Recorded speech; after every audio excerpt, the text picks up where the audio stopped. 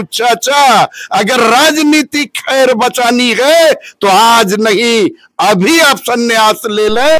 ED और CID ये दोनों भारतीय जनता पार्टी का बहुत बड़ा हथकंडा है। अब जहां पैगंबर का स्थल है वहां पैगंबर का बनना चाहिए, जहां अल्लाह का जगह है अल्लाह का बनना चाहिए, जहां बजरंगबली का जन्मस्थल है बजरंगबली का बनना चाहिए। जिनका जो जन्मस्थल है उन पर बनना ही चाहिए। बनाना ही था आपको तो आप अमेरिका, इंग्लैंड, फ्रांस, ब्रिटेन के तर्ज पर यहां पर कोई मेडिकल कॉलेज, कोई इंजीनियरिंग कॉलेज बनाते।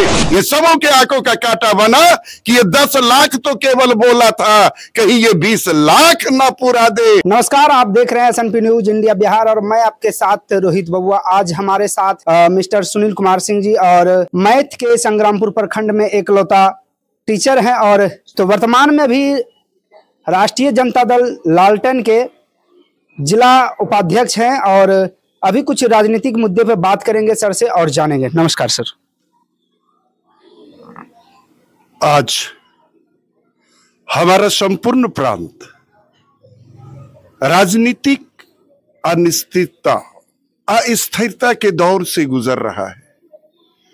आज चारों ओर लोग आस और टकटकी लगाए हुए देख रहे हैं, आखिर 12 तारीख को होने वाला क्या। मैं जहां तक समझता हूं इसकी अभी तत्काल कोई आवश्यकता नहीं थी। बहुत अच्छे से हमारा प्रदेश चल रहा था। युवाओं में नौकरी के साथ साथ रोजगार को लेकर जो एक आशा और उम्मीद जगी थी, आज बेवजह उसे ठेस पहुंचाने का काम किया गया।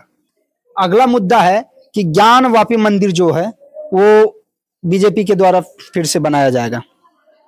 बीजेपी अभी चुनावी वर्ष है, अभी घोषणाओं का दौर है, ये तो एक छलवा है। अभी तो देखते जाइए, हर दिन कुछ न कुछ नई नई राजनीति बनेगी, हर दिन कुछ न कुछ घोषणाएं होंगी। लेकिन गौर करने लायक बात यह होगी कि ये बीजेपी अपनी कितनी घोषणाओं पर कितने प्रतिशत तक अमल लाने में सफल हुई है। मैं तो जानता हूं कि इसकी कोई भी घोषणा सफल नहीं होती है।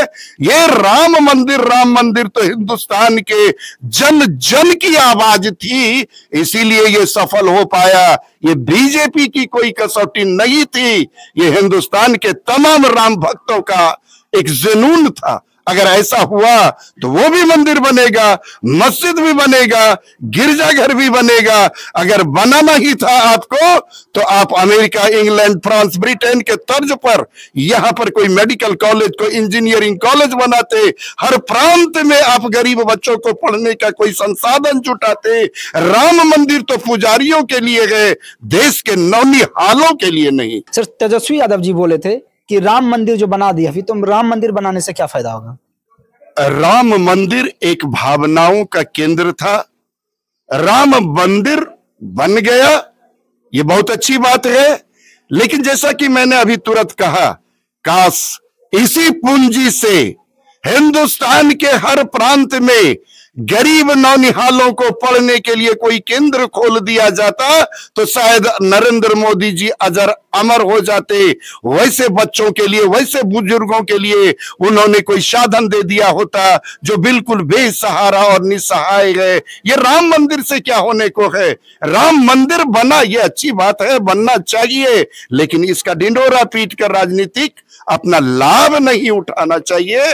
राम मंदिर तो अच्छी बात है, बनना ही चाहिए। बिहार में सीता माँ का स्थल है, क्या बिहार में भी सीता मंदिर बनना चाहिए। बिल्कुल बनना चाहिए। जहां जिनका जो स्थल है बनना ही चाहिए। अब जहां पैगंबर का स्थल है वहां पैगंबर का बनना चाहिए, जहां अल्लाह का जगह है अल्लाह का बनना चाहिए, जहां बजरंगबली का जन्मस्थल है बजरंगबली का बनना चाहिए। जिनका जो जन्मस्थल है उन पर बनना ही चाहिए।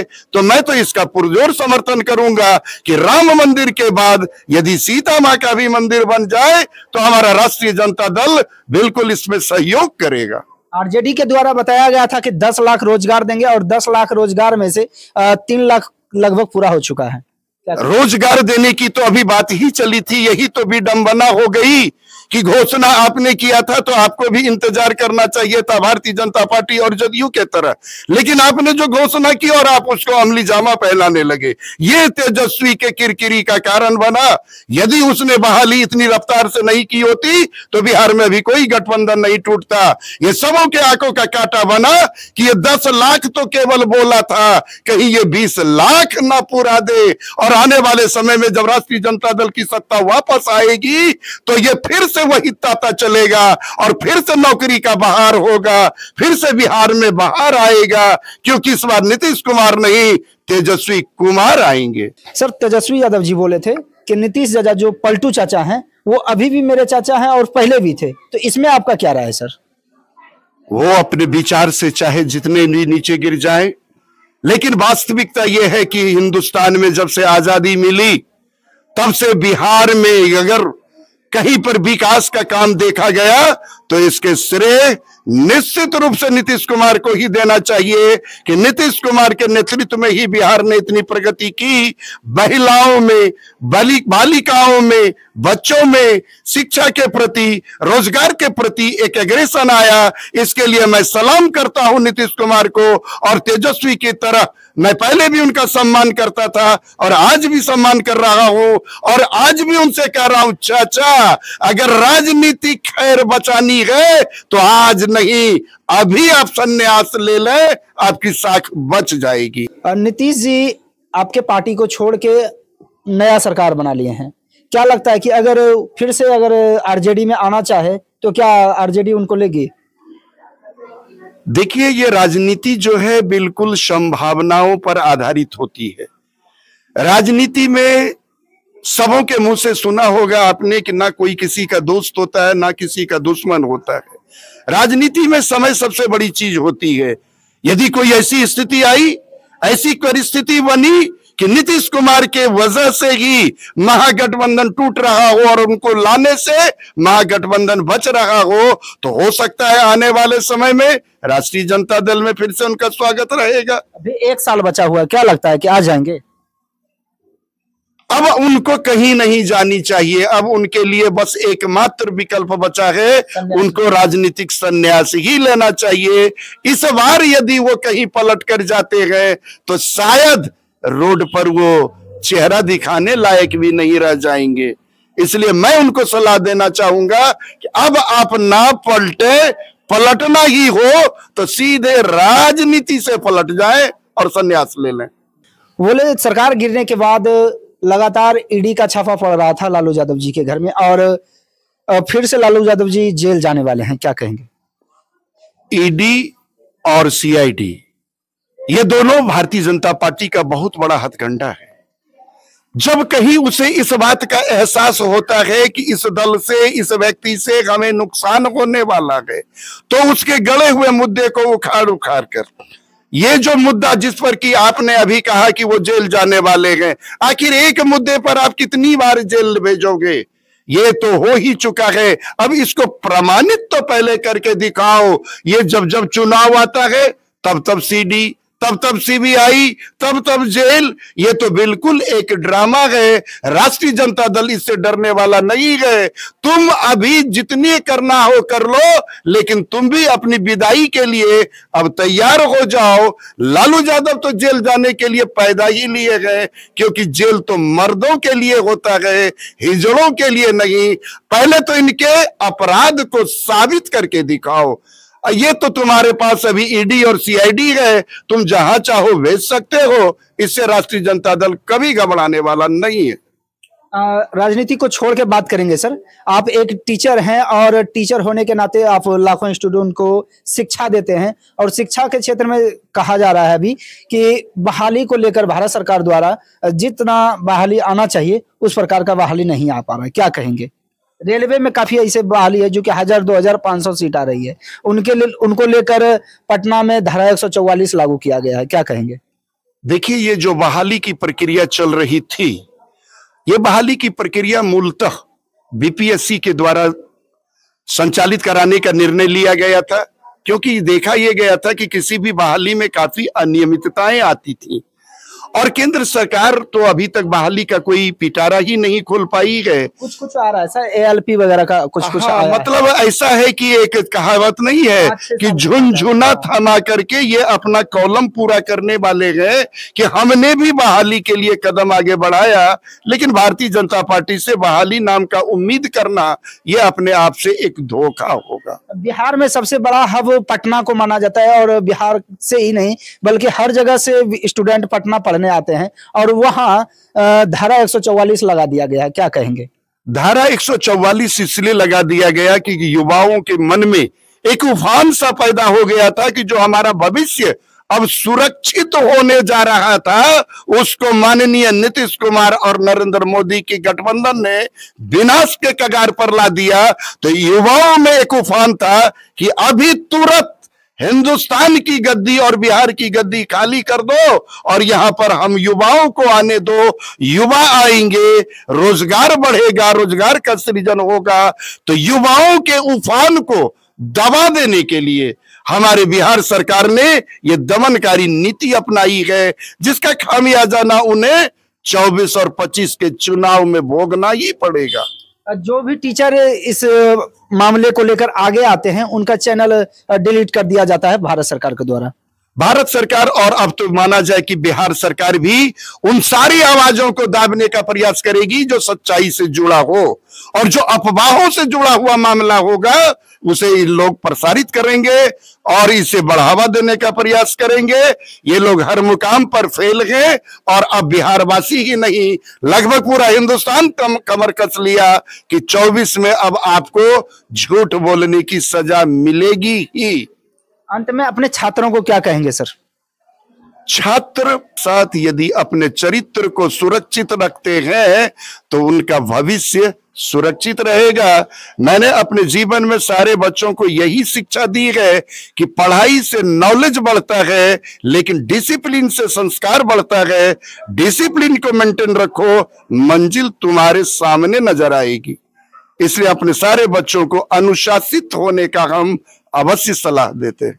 इंडिया अलायंस जो था, जो महागठबंधन का एक पार्टी बना हुआ था, प्रधानमंत्री के रूप में नीतीश कुमार को देखा जा रहा था, तो इस पे नीतीश कुमार ही इस पार्टी से निकल गए, तो क्या कहेंगे आप इस विषय में?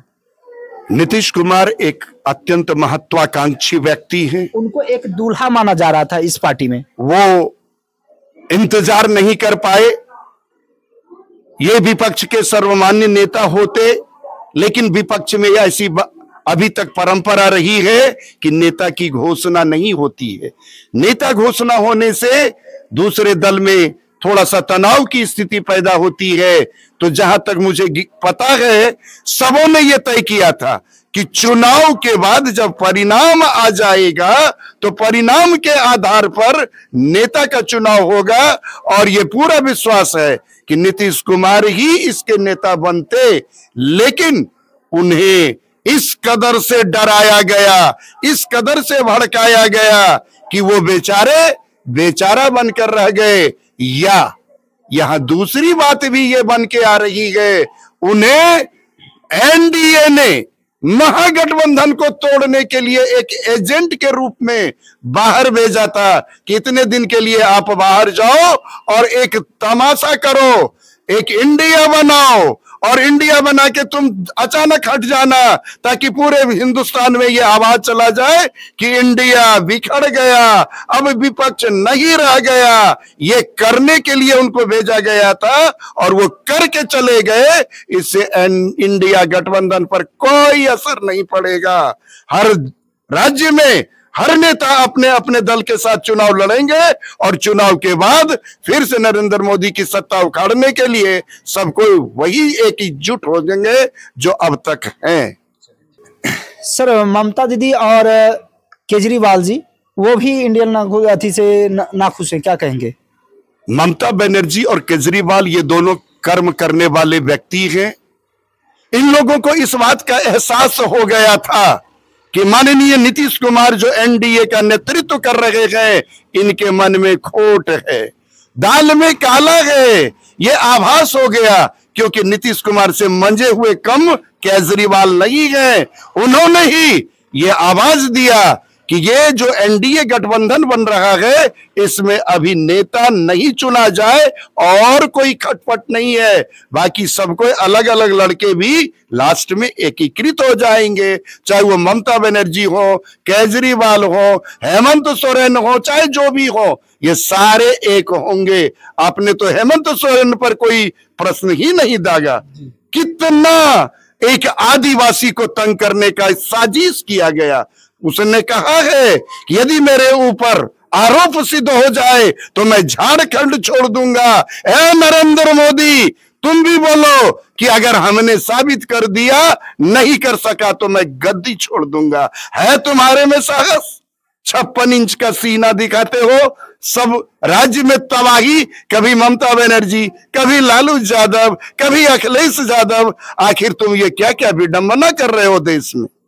जी बता रहे हैं सर कि हेमंत सोरेन जो है जमीन घोटाले में जेल चल गए थे। हाँ। क्या अगला नंबर अब किनका आने वाला है, लालू यादव या तेजस्वी यादव का? वो तमाम व्यक्ति इसके आगे आने वाले हैं जिनको कि लगेगा, जिनसे लगेगा भारतीय जनता पार्टी को कि मुझे खतरा है, ये हमारे कहने पर बदलने वाला नहीं है, उनको जेल भेजा जाएगा। लेकिन इससे कोई प्रभाव नहीं पड़ने वाला है, क्योंकि यही भारतीय जनता पार्टी, यही नीतीश कुमार ने अनंत सिंह को भी जेल में बंद रख के सारा खेल देख लिया है, तो कर दो जेल में बंद। लालू यादव अगर जेल में बंद नहीं होते तो क्या मजाल था मोदी सत्ता में आ जाते। ये तो उनका दुरुपयोग हुआ, लालू यादव को जेल में बंद करके और सत्ता तक पहुंच गए। तो इस बार फिर चले जाएंगे, क्या दिक्कत है? ये सब एक चाल है? ये सब बिल्कुल चाल है।